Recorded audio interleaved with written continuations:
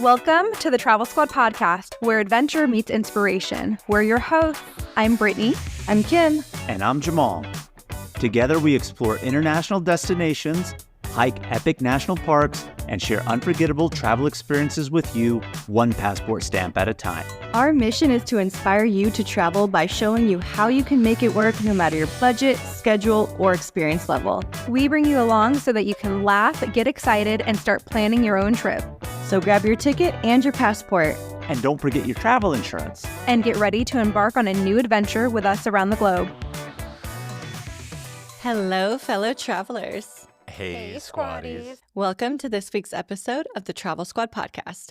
Today, we are taking you to the south of France to explore as much as we can of the French Riviera in just 3 short days. Kim, I'm really excited to get into this episode. This was a trip with just you. Me and Brittany were not on it, but I shouldn't say just you. My sister and OG squad member, Zaina, was on it with you as well. But you've been talking about going to the south of France for a really long time. We're talking about the south of France here. You also combined it with Mykonos, which we're going to have another episode on later. But I'm really excited to see if the south of France really met your expectations of what you've always dreamt of. I know there was a snafu. We'll get into it. But yes, excited for this episode nevertheless. When I think of you, Kim, I know you love beach clubs, laying out on the beach, eating fancy food, going out for drinks. And so this all just screams south of France and that this is like your type of trip. So I'm really excited to dive into it and hear all about what you did. There are some places in the south of France I would love to visit myself. So maybe, I know you want to go back. We can do that together one day. Oh, I'm going back. I love the south of France. I would love to live there. I think it's not as busy and popular in the wintertime from what I've heard from some of the locals who live in the nearby villages. They said it's very quiet, very sleepy outside of those summer seasons. But summer in the south of France is where I belong. I absolutely loved it there. 3 days was obviously nowhere near enough time. I would love to go back and spend like 2 weeks there and just go to a lot more of the destinations because it is amazing. And when we say south of France, I know you're going to start talking about the cities that you went to and some of the other main cities and places to go that are down there. But realistically, geographically, if somebody's not very map inclined, the south of France is on the Mediterranean in that region. So you're on the Mediterranean. So when you say that, oh, during the winter, the locals say it's sleepy, it makes sense. Winter on the Mediterranean, especially in that region of Europe, it's cold. But come summertime, spring when you were here, and summer, it's just perfect weather, and it's the quintessential European vacation south of France. So I had planned to go to south of France in my head for so long. I had my heart set on 2025. I'm going to the south of France. The reason it ended up only being a few days is because I had booked a retreat in Mykonos that you just mentioned, Jamal. We're going to talk about that in another episode. But I knew if I'm going to this region, there's no way I'm not achieving my goal of going to the south of France. So even if it's just a few days, I'm going to see as much as I possibly can. And there's a lot to see here, right? There's Saint-Tropez, Cannes. There's Nice, which a lot of people stay in. There is Eze, Villefranche-sur-Mer. There's a ton of other small village coastal areas here. There's Monaco, technically its own country, very close actually to the south of France. There's Menton, which is a border town that is near Italy. You can even go into Italy and kind of hit this Riviera area. So when I say I want to go back for 2 weeks, I want to see all of that. And this was your first time in France, right? This was my first time in France. And so Zaina was already going to be in Europe. And she said that she would meet me in the south of France. She'd never been there either. She then sprung on me, hey, would you like to meet in Paris? And I've never been to Paris, of course. So instead of spending 4 days in the south of France, we decided to meet in Paris on a Saturday. Even though I could only have 8 hours in Paris, I wanted to see what I could, and then we would take the train to Nice. So we did a mini episode on Paris already, so you can go back to last week's episode and listen to that in chronological order of this trip. So let me start with what the plan was supposed to be, and then I'll kind of get into how the plan happened. And spoiler alert, this trip did not go as planned. Yeah, just watching your stories on our social media, I was like, yeah, I think we deviated a little bit here from the plan, but you just got to roll with it and make the most of it. Yes. It's a good lesson. Things happen when you travel unexpectedly, and you just got to roll with the punches sometimes. Sometimes good, sometimes bad. So I know you have a good story. Well, I shouldn't say it's a good story. Interesting story of what all unfolded. But yes, let's hear what the plan was and what happened and how it deviated. Yes. So plan was supposed to be, meet up in Paris that Saturday, take the train to Nice, get in pretty late, maybe like 11 p.m., have champagne waiting for us in our sea view room. Sunday, we were going to go to Monaco. It happened to be the last day of the F1 Grand Prix. So we were going to be there during that race, which was epic, right? Then we were going to take the train down to Eze Village and then hit up Villefranche-sur-Mer on the way back into Nice. Monday, we were going to do a Nice day, explore Old Town, go to a beach club, have a nice time. And then Sunday, we were going to go to Saint-Tropez and spend as much of the day as we could there. We didn't hit all of those places, nor in that order, but we'll get into that in just a second here. So before you dive into what you actually really did, give our squaddies just some tips for visiting the south of France. Tip number 1. I think the best time to visit is going to be your summertime, June through August. When I was there, it was late May and it was still somewhat chilly. Like we needed a sweater, especially at night. It got cool. And some of the beach clubs also don't even open until June. Some actually don't even open until July. So if you're really looking for that quintessential beach club, south of France, like vibe and energy and the people that come along with it, I would push the trip out a little bit farther into summer than I did it.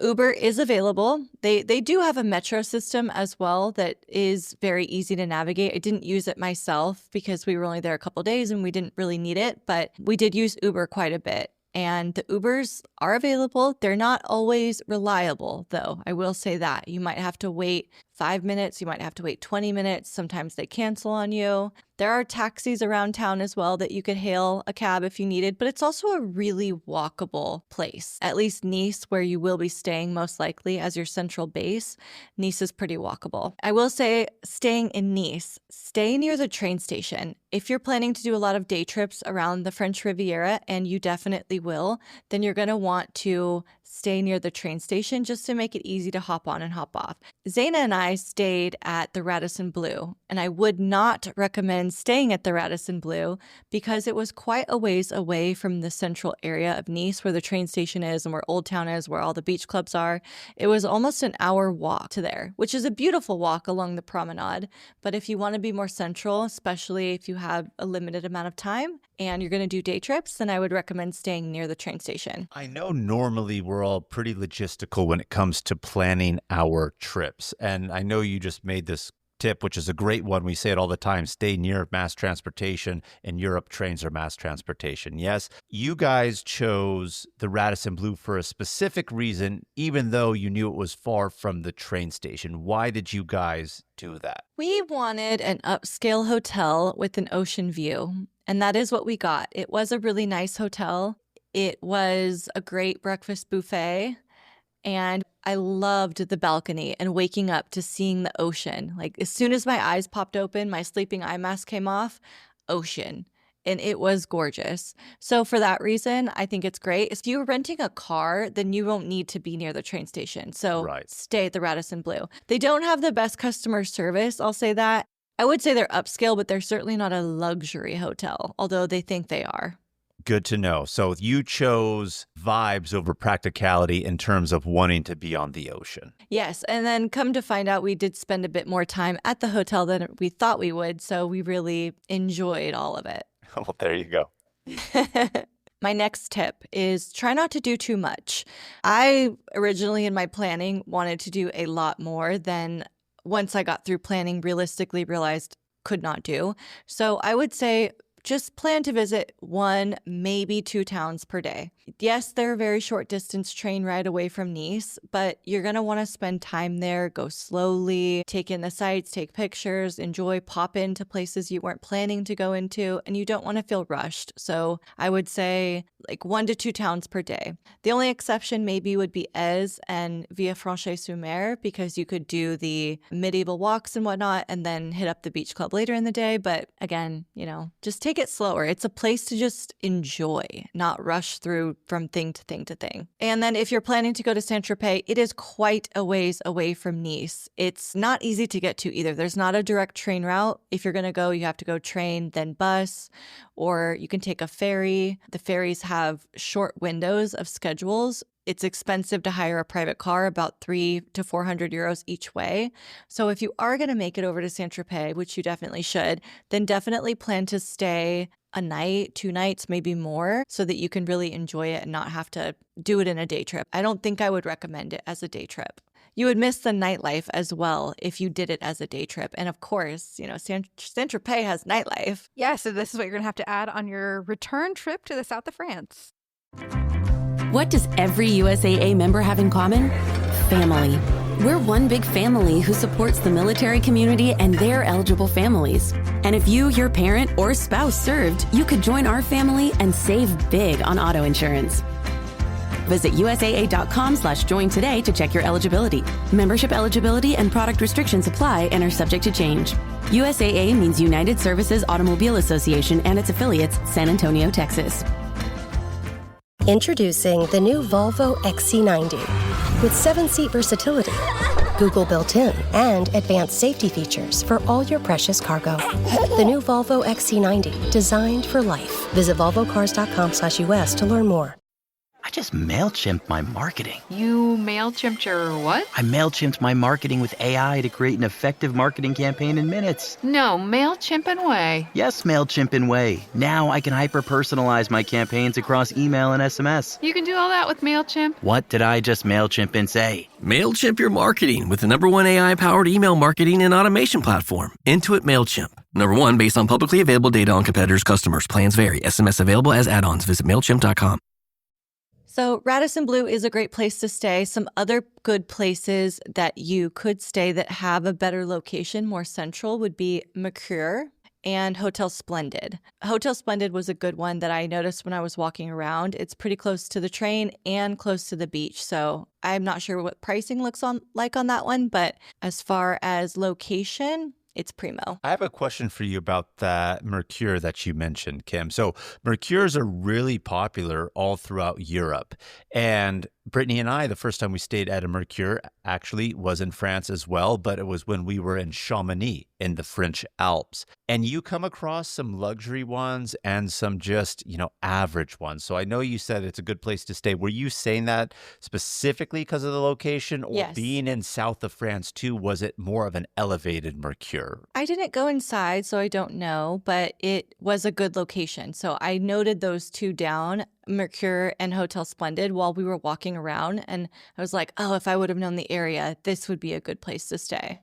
Yeah. Okay. That's good to know. And I just think another tip good to know, like I said, I don't want to say Mercures are hit or miss because they're good hotels, but some are a little bit more elevated than others. And just being this region and what it is, I was curious if it was on that higher echelon, so to speak. Well, I'm really glad you recommended these spots. We're going to put them in the show notes for potential places for you squatties to stay when you do your South of France trip. But Kim, why don't you tell us how you got from Paris to Nice? Yes. So Zaina and I had bought a 2-day Rail Europe pass, which is the way to go if you're going to be doing a lot of train transit in France. The Rail Europe pass was like $130, and it gives you 2 full days of unlimited train rides. For some train rides, like long ones, such as Paris to Nice, you do have to reserve a seat on it, and there's a reservation fee that ranges in price, but for us, it was about $12. So we had this train planned for, I think it was like 5:21 p.m.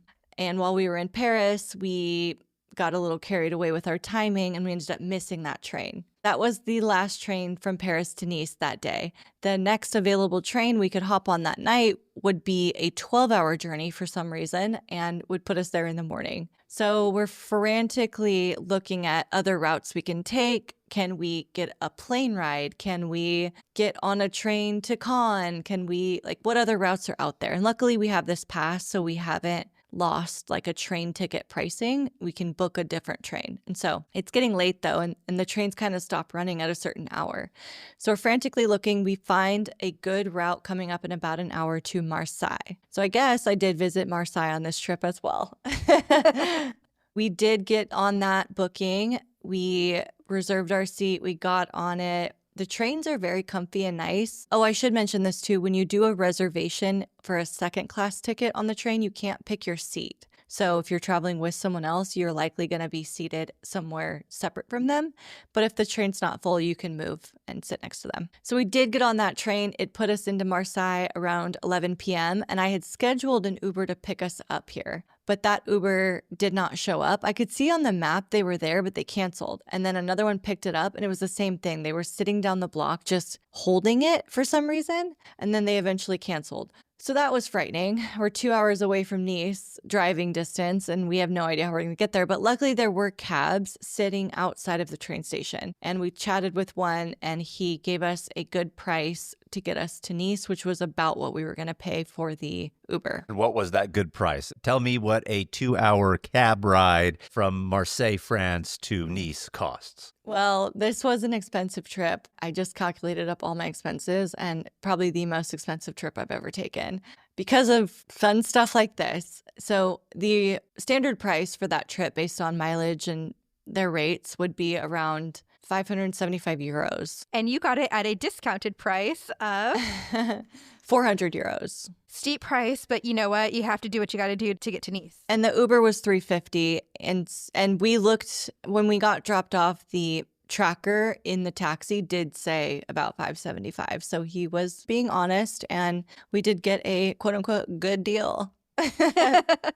I'll say so. If you went from 575 to about 400, that's over like. But 400 for a few minutes. We literally missed the train by a few minutes. Yeah, that's one thing about those European trains is they do leave on time, and so you got to leave yourself. Zaina was saying when she was just in Germany that they were all late, and in Italy they were late too. But here in France, just to know, they leave exactly on the dot. Funny you say that about Germany, because in 2023, Brittany and I were in Germany. And when I was doing my research on the trains, lots of forums that I came across was talking about how German trains were punctual, but within the last few years, through some sort of thing that they changed or privatization, I don't remember, that they are no longer punctual in Germany. But good to know in France, they are still on time. Yes. Yes, they are. So you were supposed to arrive to your hotel in the 11 o'clock hour. What time did you actually get in? We got there around 1 a.m. and our champagne was not in our room, which is another ding on Radisson Blu. It was supposed to be waiting for us on ice. That's right, because you and Zaina were talking about before this trip, we're doing it big. We got ocean views. We told them,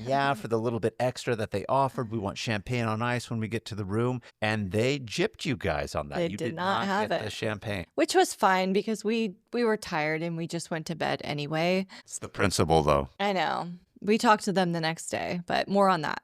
So Sunday, this was supposed to be our Monaco day, and we were so excited. We were really going to lean into slow travel in France, and we went down to the breakfast buffet to have coffee and croissants. They had cheeses out. They had charcuterie meats out. They did have an English-style breakfast with scrambled eggs that were really weird looking, like very mushy, not like firm eggs. Yeah, I can't do that. Mm-mm. Yeah, it wasn't good. They had beans and they had hard-boiled eggs, but it was all about the croissants and the coffee here. They had Nutella, chocolate croissants. They had a really good juice here. How are the meats and cheeses? Meats and cheese is very common staple in Europe for breakfast. In a place like France, where they're known for their cheeses and sometimes their meats too, I would hope it was good too. Oh, it was good. It was good. I had it every morning. So stay away from the English-style breakfast that they're trying to offer and just go with the true European style of coffee, croissants, and meat and cheese. Yes. So we had a couple croissants, couple coffees, and then we're like, you know what? Let's get ready and let's go to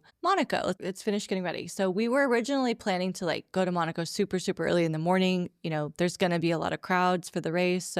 But because we got in late, we decided to lean into slow travel. So we go back up to the hotel, start getting ready. We're doing our makeup, curling our hair. And all of a sudden, I hear a screech, and it's Zaina. And she's like, I don't know what happened. She's like rubbing her eye. And she like shows me her eye, right? Her eyes are brown. Her one eye was blue. And apparently she burnt her eyeball with a curling iron. I don't even know how you do that. Like, your natural instinct when you get anything close to your eye is to close it. So how on earth did she burn her eyeball without burning her eyelid, her eyelashes? That's what I was wondering. That's a skill. Yeah, she said she didn't know what happened and just jabbed in. Like, okay, but this is a serious situation. I know. I saw the photos. When you say her eye was blue, like it looks like, and I'm sorry, Zana, because I know you're going to be listening to this. It looks like when you look at photos of cats or dogs when they have glaucoma when they're old. Like that's they're what going it blind. looked like. Yeah. Cataracts. Yes, Cataracts, that's exactly what it looked like. So she's rubbing her eye, and I'm like, okay, and thinking in my head, like, how serious is this? I see her eye, and I don't really like alert her of it, but I'm like, okay, I definitely know that's not good.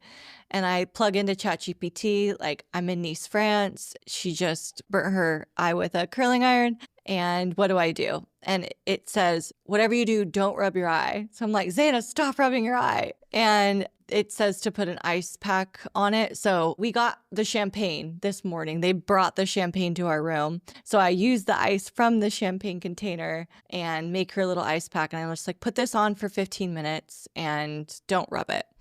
And so I'm hoping like maybe that would help. But after, reading through ChatGPT more and more, I'm understanding the severity of the situation here and that it's very likely going to have to be a hospital situation.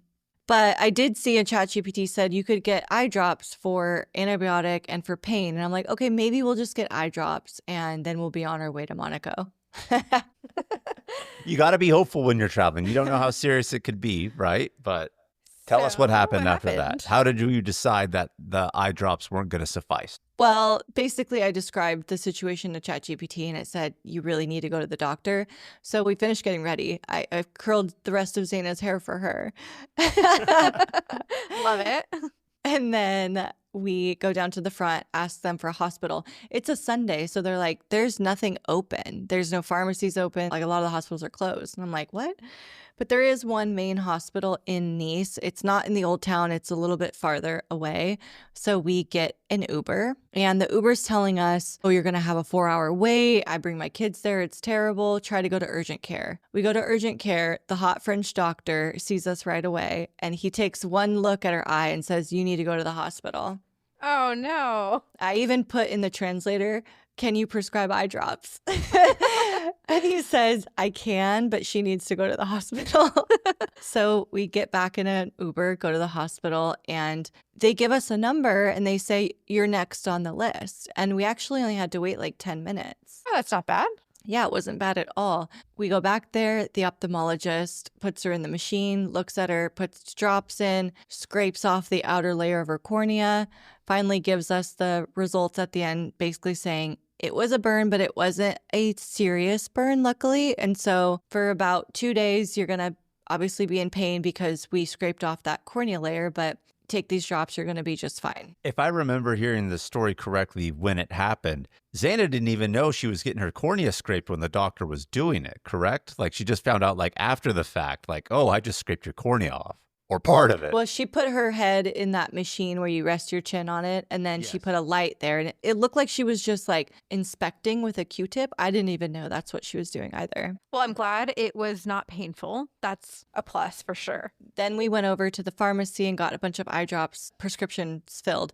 So the great thing about the French pharmacy, in addition to the lack of wait, was that she didn't have to pay anything. Now, I don't know if she's going to get any type of bill because we did share passport information. And if you ever have to go to the French hospital, bring your passport because they will ask for it. But there was no fee. There was no copay. There was no anything that we had to pay for at that time. The prescriptions, I think she got 4 eye drop prescriptions and it was like 45 euros. So that's not bad. And I know this was not her first doctor's visit on this trip. I think it's a good thing Xana did her traveling in her 20s because I don't know if her late 30s are going to be good for her travel.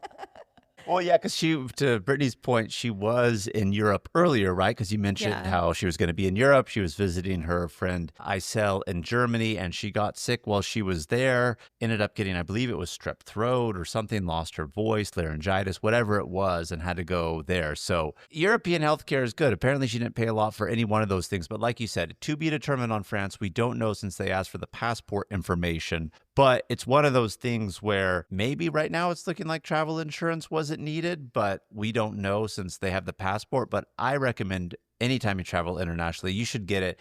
These smaller ones maybe won't amount to anything in terms of cost, but like this is a perfect example of how anything could go wrong while traveling, a more serious bodily injury where you need to be life flighted or something. So you shouldn't ever underestimate the need for travel medical insurance. Seriously. We always think, oh my gosh, I'm not going hiking in these crazy places. I don't need it. But like you could end up in the hospital just from your own hotel bathroom. That's very possible. That is very true. Jamal's a health insurance agent, and you all know that we talk about travel health insurance all the time. So we'll link it in the show notes if you want to go with the one we recommend. Zaina should know better. I don't know why she didn't get it. So that took up quite a bit of the day. And at this point, I guess I don't want to leave Zaina because the eye that she injured was her good eye, and she can't even see out of the other eye that's not injured. So she really can't see. I know. Here's some more irony. I don't mean to interrupt you on that one. In about a week's time, so by the time this episode airs, she's actually getting surgery on the eye that was unaffected by the burn because that eye is so bad and she's practically blind. So she really literally almost blinded herself twofold on this trip here. She was a trooper, though. So I'm already in my head reformatting what I'm going to do because she needs an appointment on Tuesday, and that means Tuesday Saint-Tropez pans are not going to happen. There's no hospital for her to get a follow-up appointment in Saint-Tropez. And so I'm like canceling certain appointments or reservations that I had made, trying to rework schedules on, okay, I'm not going to go to Monaco today. So am I going to still be able to see it? What's going to happen? I'm a really resourceful person. I think I really excel in this right here. I had to do it so much in Iceland, and I'm really good at this. This is not a skill I want to have. I'm really good at it. You really harnessed You're good it. at it when things go wrong. That is true. So we ended up going back to the hotel and we're going to do a pool day. There's a rooftop pool here at the Radisson Blu, and it does have ocean views. So we wanted to enjoy that. We posted up on some pool lounge beds and just relaxed. I ordered an Aperol Spritz, hung out for a while. I eventually did also get a Caesar salad. And I'll tell you what, the south of France does Caesar salads right. I had multiple Caesar salads while here, and they always do it with crispy chicken, which is Yum. the only way I want it. There's hard-boiled eggs in there, and it always comes with a mini baguette on the side. We need to step it up here in the U.S. with our Caesar salad. Hard-boiled egg, like so good. Jamal, that's my request for when we record together soon. Oh, you want me to make a Caesar salad with a hard-boiled egg and crispy chicken is what And I baguette. understand. And baguette. So let me ask, what is the baguette on the side and they don't give croutons, or is it non-crouton? There's croutons. Okay, And it and always then comes the with not baguette. one, but 2 mini baguettes. I love it. All right. Well, I will take a note and hopefully I can replicate it. Ironically enough, we Have have a picture. actually eaten at the original location of where they created the Caesar salad. People think it's a European thing. It's actually a Tijuana, Mexico thing. That's a fact. You can Google it. We've eaten the original. The original is plain Jane. It's just the sauce, salad, and crouton. But in terms of like the dressing, I'm just curious real quick, where does this one stack? I loved the dressing. And like there's a little hint of anchovy, of course, but I loved it. I had 2 different Caesar salads while here, and they were both really good. It's good to know. Hey, squatties. If you want 50% off an itinerary, all you have to do is write a written review on Apple Podcasts, send us a screenshot, and we will DM you a code for 50% off. Then you just go to our website, Shop Travel Squad Podcast, and pick out any itinerary you choose, use the code, and get 50% off and download it right away. This episode is brought to you by Indeed. When your computer breaks, you don't wait for it to magically start working again. You fix the problem. So why wait to hire the people your company desperately needs? Use Indeed's sponsored jobs to hire top talent fast. And even better, you only pay for results. There's no need to wait. Speed up your hiring with a $75 sponsored job credit at Indeed.com/podcast. Terms and conditions apply. This episode is brought to you by Nespresso and Samra Origins by the Weekend Coffee Collection. Introducing Samra Origins. My collaboration with Nespresso is a connection to my roots, to my mother, Samra. Coffee that hits the right notes. It transports you. Crafted with unique notes and bold soaring flavors. Experience a taste that moves you. Nespresso and Samra Origins. Discover more at Nespresso.com. Jif peanut butter. It's that jiffing good, it doesn't really need advertising. So instead, enjoy the calming sounds of the ocean. Jif. Ooh, it's that jiffing good. Get your Jif at Jif.com. After we hung out at the pool for quite a while, we decided to go to Eze. I was going to go no matter what, but Zaina was a trooper and she wanted to go too, even though she couldn't see.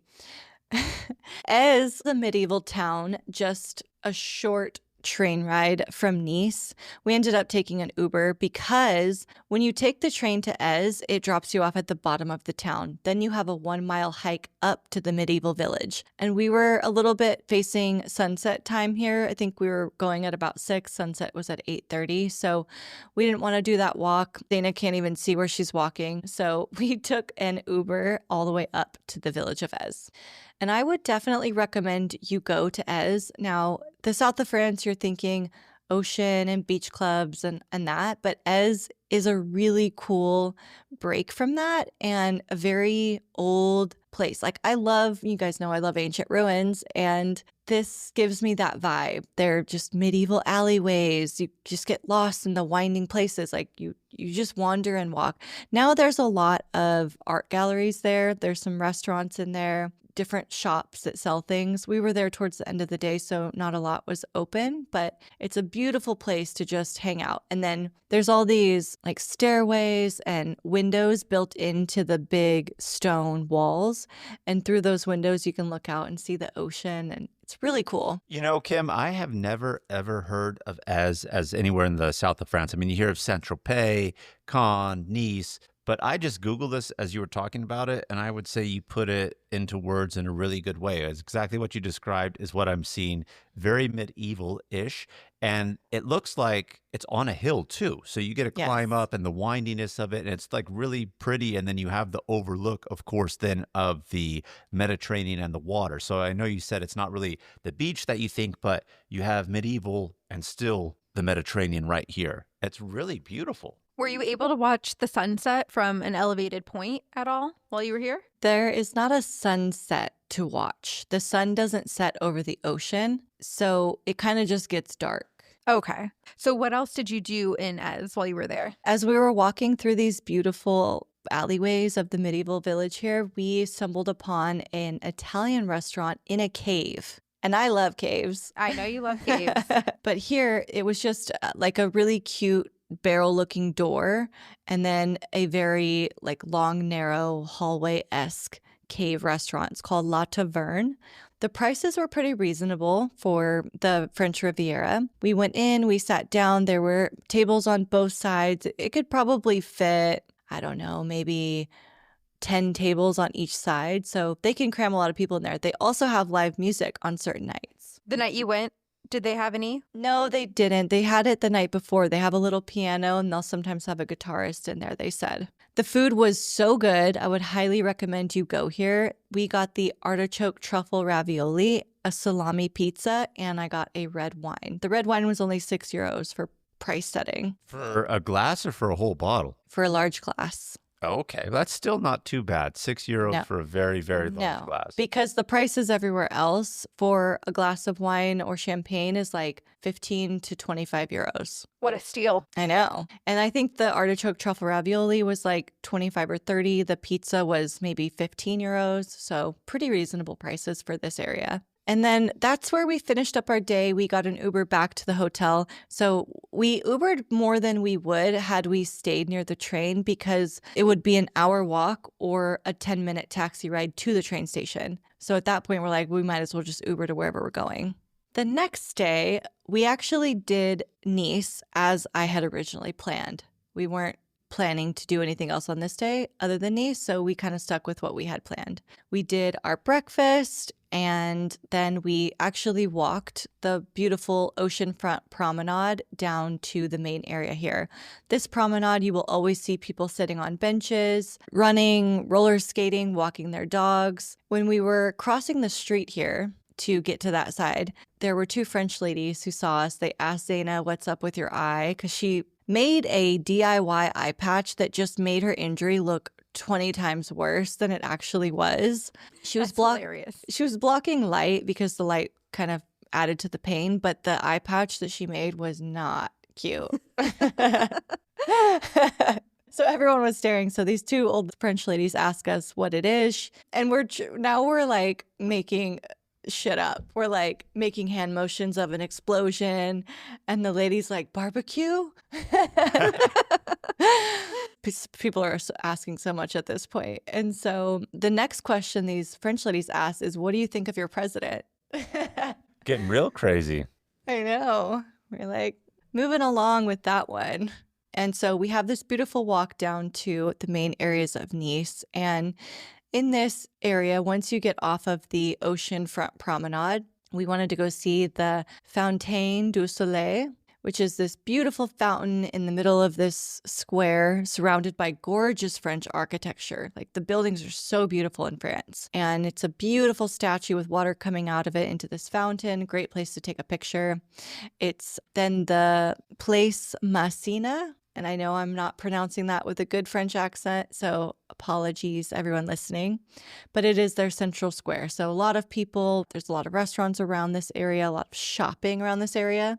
And one interesting thing they have are these very tall poles with statues of men sitting on top of them. I saw one, and then you keep walking and you see another one and another one and another one. And I'm like, what are all these men sitting on top of these poles for? Is it part of like an art installation? That's what I was thinking. So I ended up Googling it to find out. And it is a bit of an art installation. It's called The Conversation à Nice by a Catalan artist, Jaume Plensa. Sorry for how I pronounced that. There are 7 statues in total, and they're kind of looking at each other, and it's meant to represent a continent and symbolize communication between different cultures. I thought that was so cute. I remember seeing you post that on Instagram, and I thought to myself, what unique art. You know, just 7 people sitting, looking at each other, all in different configurations and whatnot. And obviously, when you Google it, it could just be whatever, but then you Googled it and found out that there's a meaning. So I think it gives it a little bit more intrigue when you know that. Yeah, I love the meaning behind it too, because Nice does bring in people from all over the world. It is a vacation destination for Europeans, Americans, people from other parts of the world, right? And so to have this art representing communication between cultures, I thought was so nice. And I wish we could see some more stuff like that around America.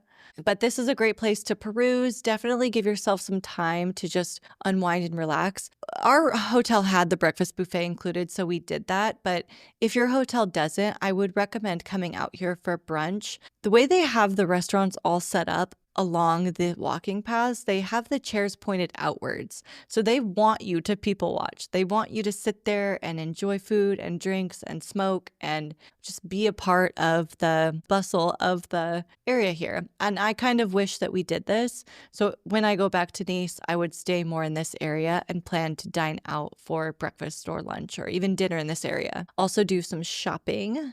So the one thing I really, really wanted to buy in France was skincare. Everyone talks about the French skincare from the French pharmacies and how it's so good. And Squatties, I did this for you. I went into all the pharmacies that I could to find the best products so that I could bring them back, talk about them on this episode, and let you know which ones are good and which ones you need to get. Not all pharmacies have all of these products. Like the day before when we got Zena's eye drops, they didn't have any skincare products. So you're going to want to go to the pharmacies in this main area that are open on the weekdays and that are bigger and have skincare and hair products in them. The ones that you're going to want to get, basically everything from Caudalie. They have the best products. They have really, really good eye creams, skin firming creams, moisturizers, like whatever your particular skin issues are, they have them. Even the pharmacist will help you pick out certain things. A313 is like a retinol, really thick cream. Definitely get that. Embryolisse. Get Embryolisse. It's like a moisturizer, but also a lot of makeup artists use it as a primer.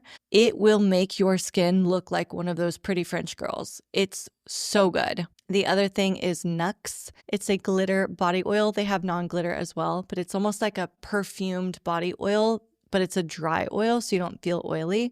Really, really good, and it's a French brand. All of those are French brands. That's what you have to get when you go here. How did you do your research to find out what skincare products you were going to buy and which brands were good? I read a bunch of articles on the best skincare to get at the French pharmacies, and I had like screenshots taken of certain products. And when you're reading the products, they're in French, so you don't always know what they're solving. So I relied a lot on the internet pages that I found that describe the products. And look, you can get these products in the US. It's not like you can't get them here, but they're going to be more affordable there. They're going to have more options, and it's kind of fun to shop for them when you're in France. It's like a thing to do when you're here. I was going to say, even when you're in Paris or other places in France, like Nice here as a good example, it's meant to be strolled and walked, and shopping is one of the things to do. So even if you were just perusing, it would be a fun activity to just go and see the shops. But you had a purpose, did some research, knew what you wanted. And let me ask you a question. Can you tell a difference with these products? Oh my God. A couple uses. I'm so glad that I got them too, because I didn't really bring much skincare with me on this trip.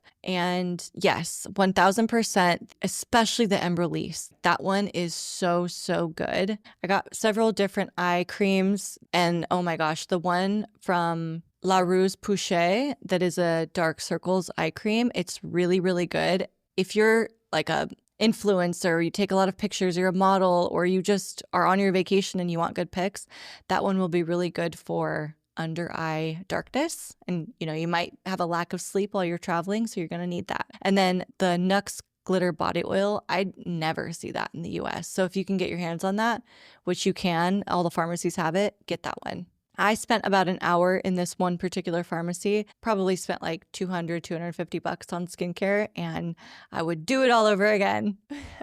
You wish you had a bigger suitcase to bring back more for yourself, I imagine. Yes, I seriously messed up and thought that, I'm just going to do a carry-on because I'm in Europe. No, I should have checked a bag. I really, really should have. I checked a bag for many of the legs along this journey anyway. I bought a lot of stuff also in Greece. So you know what, guys? I know everyone on TikTok wants to tell you to do a carry-on bag for Europe. Don't listen to them. Well, don't listen to them if you're going to be doing shopping. If you're not going to be doing shopping, maybe handle the carry-on. But you are correct. Do the shopping. If you know you're going to come back with stuff, yeah. On WhatsApp, no one can see or hear your personal messages.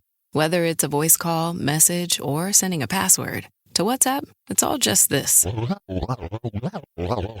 So whether you're sharing the streaming password in the family chat or trading those late-night voice messages that could basically become a podcast, your personal messages stay between you, your friends, and your family. No one else. Not even us. WhatsApp. Message privately with everyone.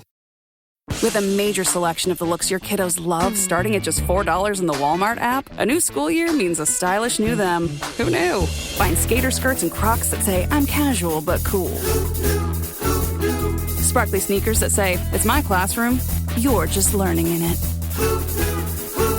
And preppy polos that say, I'm the teacher's pet, even if they're mommy's menace at home. Find their favorite styles starting at just $4 in the app. The Walmart you thought you knew is now new. What if Black Friday deals were available in the summer? Don't miss week-long doorbusters at Best Buy during Black Friday in July. Learn more at bestbuy.com.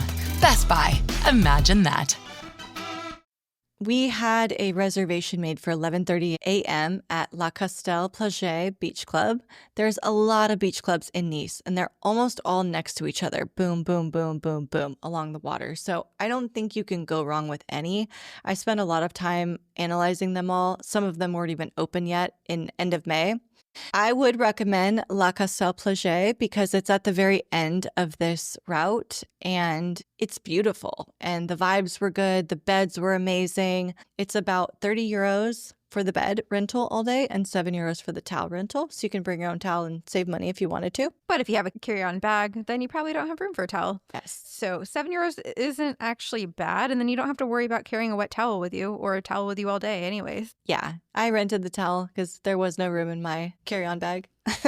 So for the beach clubs, I imagine most of them are pay to rent the bed. Yes, always. And what are the price ranges for some of the beach clubs there? Is 30 pretty standard or? I think 30 is actually a steal because some of the other ones I saw could go up to 100. Oh, wow. Yeah. And maybe the prices go up in higher season. I'm not quite sure of that because it kind of blows my mind that it's only 30 euros. But this was a good one. When you say beach club, you might think club, but it's not really like that. Maybe during higher season, it's more vibey. It was actually very chill. You go to your bed, you can order food and drinks from your bed. You don't really have to move. I went into the water here. It was really nice. It was actually a very relaxing day.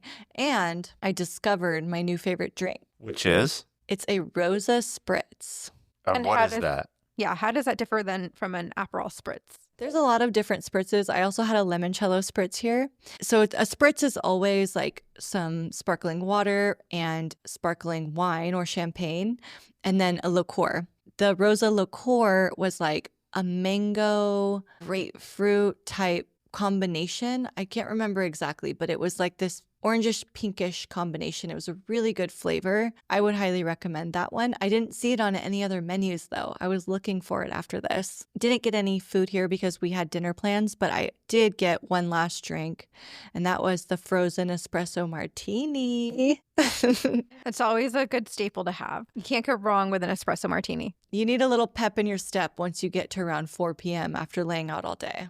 Other than just hanging out at the beach club and literally enjoying the beach, the food, the ambiance, the drinks, is there anything else that you guys did today in Nice? I mean, I know you did the shopping, strolled around, went to the fountain area, beach club, but I know you said the whole point of the trip too at this point was to do slow travel. And it sounds like you guys are really doing that. And I think you would be doing this regardless of Zaina's injury. I mean, I know you canceled and nixed a few places, but that seems like it was the plan, is really just kind of see the sights, be one with the area in which you're in. Yeah. I mean, my perfect day is laying on a beach bed at a beach club all day long. That's my vacation, baby. I don't know if I need to go to a museum. I'd love to learn about the local culture, but I love a beach bed and just laying out all day. So I was loving it today. That's good. We did have one big plan. I had made a reservation at a very special restaurant called Les Plongières, which I know I'm not pronouncing correctly, but it is an iconic restaurant that is set atop sea stacks in the ocean. So they've built like a bridge that goes from the cliffside out to the sea stacks, and then they've set up a bunch of tables along the sea stacks, both atop and towards the bottom, which I don't think the bottom area is a very good location if they do seat you there. You want to be atop the sea stacks. Were you guys on top? We were, thankfully. I had made a reservation for probably 3 or 4 months in advance. And you really do want to go at least 1 or 2 months in advance to make this reservation. If you try to make it within a month, you will not be able to get in. During high season in the summer, as soon as you possibly can, make the reservation here. I didn't know who the 4 people were going to be. I just thought maybe me and Zaina will make some friends and we'll have an availability. But we did end up actually connecting with Zaina's good friend, old friend, Layla, who she went to school with in Lebanon. Layla was actually living out in Cannes for many years since we saw her last in Lebanon, actually. You're right. And so it was really nice that she was able to come down, meet us at Les Plongières, and have dinner with us. How was the food? I love the food. I actually saw someone's TikTok recently that said that it was overhyped and the food wasn't good. Don't listen to them. It was good. Just make your reservation. I had an amazing seat. We went just in time to see as the sun set, even though there's no sunset. It got dark, and the food was great. I got a steak with potatoes and a little bit of vegetables. We had these really good zucchini, like fried zucchini pops as an appetizer and burrata as an appetizer. We had a really great like lemon, almost like a lemon bar cake with meringue on top for a dessert. Oh my God, it was so good. That all sounds really, really good. I love lemon meringue. And it's an upscale restaurant, so you're probably looking at, I don't know, at least $100 per person. That sounds about right, especially for the type of ambiance that you described, right? I mean, they catch you too on where it is on the sea stack, and then of course your location beyond that in Nice, south of France. So And that makes sense. we leaned in. We got 2 apps, mains, and a dessert and wine. So when in France, you know what I mean? You definitely might as well. Squaddies, now's a good time to tell you all about our website, travelsquadpodcast.com. If you haven't been there, be sure to go to it, check it out, and see all the resources that we have for you. We have our itineraries there. Some of them are free for you guys to do instant downloads on. That way you can see and do exactly what we've done on our trips, get tips, advice. Also on there, we have our Amazon store, so you can see all of our favorite travel products that we have for you, our recommendations, as well as Viator Shop of all our favorite tours and things to do in locations that we've been. So be sure to check out travelsquadpodcast.com. Paradise is back. It's finally here. In a new location, Costa Rica. There will be adventure, drama, and romance. All gas, no brakes. That's my vibe. Ready to find some love. But it wouldn't be paradise without surprises along the way. These kids need to learn. That's right. Your favorite Golden alums are crashing the beach. We bring in a party, baby. Bachelor in Paradise. New Mondays at 8/7 Central on ABC and stream on Hulu. If you went on a road trip and you didn't stop for a Big Mac or drop a crispy fry between the car seats or use your McDonald's bag as a placemat, then that wasn't a road trip. It was just a really long drive. Ba-da-ba-ba-ba. At participating McDonald's. Ryan Reynolds here from Mint Mobile. With the price of just about everything going up, we thought we'd bring our prices down. So to help us, we brought in a reverse auctioneer, which is apparently a thing. Mint Mobile Unlimited Premium Wireless. How to get 30, 30, bit to get 30, bit to get 20, 20, 20, bit to get 20, 20, bit to get 15, 15, 15, 15, just $15 a month? Sold! Give it a try at mintmobile.com/switch. Upfront payment of $45 for 3-month plan, equivalent to $15 per month required. New customer offer for first 3 months only. Speed slow after 35 gigabytes if network's busy. Taxes and fees extra. See mintmobile.com. Day 3, the final day in the south of France. Zaina was sick again, so she was going to sit this day out. I was not going to sit this day out. So I ended up going to Monaco. I'm going to do a mini episode on Monaco. It is its own country. It deserves its own mini. And so I'm going to kind of skip over that and continue on to other parts of the official south of France that I went to after Monaco. Monaco is only a 20-minute train ride from Nice. So you can catch the train in Monaco back towards Nice, which is what I did. I didn't come back to Nice, though. I stopped at Villefranche-sur-Mer, which is a small village town on the ocean. And it's really, really cute. I recommend staying here. You probably could spend a full day here, and I'll get to why. Or if you only have a couple hours, you can see some of the highlights within that time as well. So whatever you have time for, I would try to make a stop here because I thought it was really worth it. The train puts you right at the ocean. You don't have to walk very far at all. You literally just go down the stairs and you're at the ocean. So it's super convenient. I know you had gone to Monaco earlier in the day. So what time did you arrive to this little town? Yeah, good question. I wish I would have arrived a little bit earlier. I got here around, I want to say like 2 or 3 p.m., which I would, like I said, I would have liked to come earlier, maybe somewhere around 11 a.m. So I have heard Villefranche-sur-Mer in this region. Don't know much about it, but of course, as you're talking about it, I'm Googling it. And one of the things I see are the bright colored buildings. I'm seeing some oranges, some whites, some pastels, yellows, creams, blues, etc.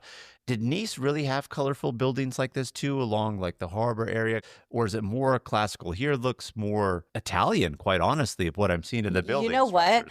There's a lot of Italian influence in this area because Italy is only, I think, a 25 or 30-minute train ride from Nice, the border of Italy. So there's a lot of Italian influence here in the French Riviera. There's a lot of Italian restaurants. And no, I did not see any colorful buildings like this in Nice, but in Villefranche-sur-Mer, that is one of the things to do, is to walk along the oceanfront promenade and take in all these beautiful, colorful buildings. I imagine if you were actually out on a boat in the Bay Area right there, you would have a much more beautiful view of all the colorful buildings together when you're so far close to it, right? You can't see the sprawl. Can't appreciate it. You can, because it's kind of a semicircle. When you're on the farthest point of the semicircle, then you have a better view of the buildings and you can see more of the colors next to each other. But that walk is what you'll do. There's restaurants right there, so it'd make a great place to have a dinner after being at the beach club all day.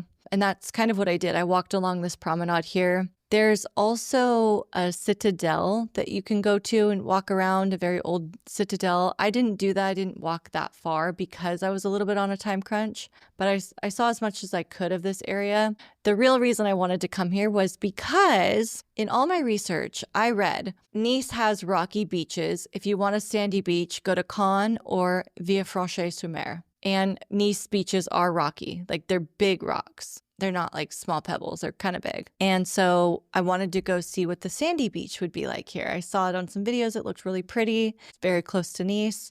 And they do have one beach club. It's a small beach. When I went, it was full of people laid out on their own towels. And then there's a beach club. And this beach club's so beautiful. It's like themed with lemon. So everything's like yellow and white and beautiful. And even the bathroom had beautiful decor inside to this theme. There's tables that you can eat at, and then there's tons of beds that you can lay at. And so I rented a bed. It was 45 euros for a bed and a towel here. So a little bit more than what you paid for at Nice, but the ambiance and a sandy beach probably make it worth it. The thing is, it wasn't exactly the sand I was expecting. For people saying go here because it's a sandy beach, I was expecting what you would imagine a sandy beach would be.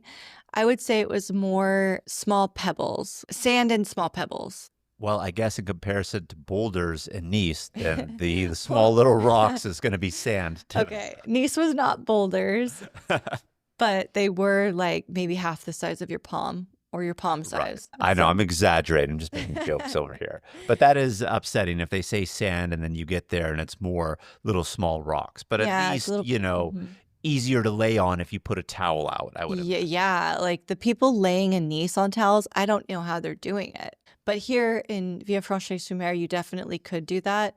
And I did go in the ocean here. So as soon as I got here, I was so hot from walking around Monaco and then walking around and looking at the buildings here that I just immediately went in the water and I swam around.